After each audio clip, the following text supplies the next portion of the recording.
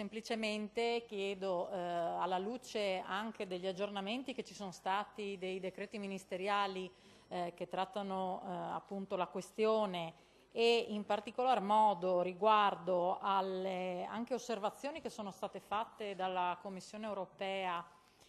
su questo aggiornamento di decreto ministeriale, che hanno stabilito la non conformità alla direttiva nitrati di un articolo che era presente in questo decreto ministeriale, che riguardava le condizioni di equiparabilità del digestato ai concimi di origine chimica.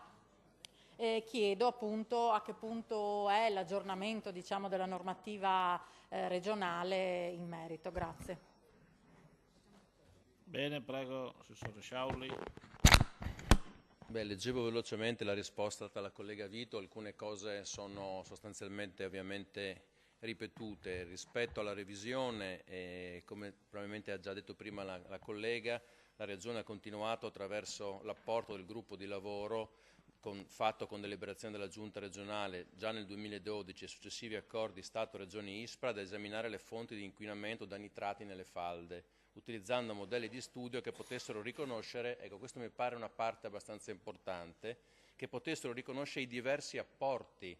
agrozootecnico e civile industriale, perché spesso, non voglio fare la difesa di ufficio, si tende a pensare che l'inquinamento da nitrati sia da riportare esclusivamente alla parte agricola, così non è, quindi c'è anche un inquinamento di carattere civile industriale,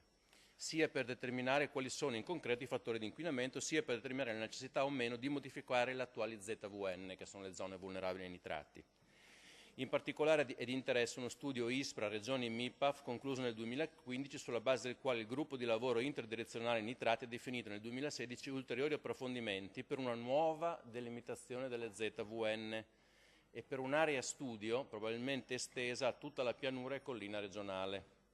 Va sottolineato infatti che ARPA ha effettuato dagli anni 90 ad oggi una continua attività di monitoraggio, i cui risultati sono stati tenuti in considerazione a completamento degli studi suddetti e che è stata approfondita la conoscenza degli strati informativi geoidrologici, pedofisiografici e statistico-agronomici, in particolare da tecnici ERSA e ARPA, funzionali nel loro insieme all'ottenimento della miglior stima attuale della vulnerabilità integrata dell'intera pianura collina regionale. Tutto questo consentirà di pervenire in tempi presumibilmente molto brevi ad una nuova proposta di delimitazione delle zone vulnerabili che si baserà su dati aggiornati e anche sulla differenziazione dalla parte di inquinamento agricolo a quella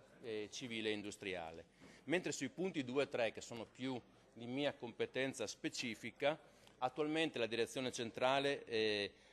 in collaborazione con essa e ARPA ha definito la bozza finale del recepimento del decreto ministeriale che non lo sto a citare, ma è quello del 2016, che andrà a modificare il regolamento recante la disciplina dell'autorizzazione agronomica dei fertilizzanti azotati del programma di azione nelle zone vulnerabili ai nitrati.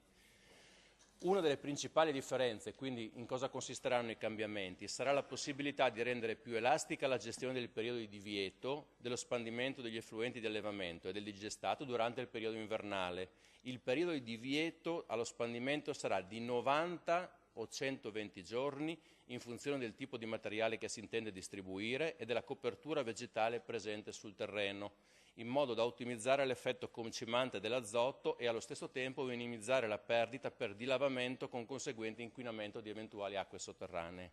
A tale scopo, a partire dal 1° novembre, durante novembre, febbraio e marzo, si introdurranno appositi bollettini meteorologici in modo da segnalare tempestivamente i giorni utili allo spandimento e i giorni in cui vige il divieto di spandimento. Quando la quota di 90 o 120 giorni sarà raggiunta e quindi sarà soddisfatto il periodo totale di divieto, cesserà l'emanazione di tali bollettini.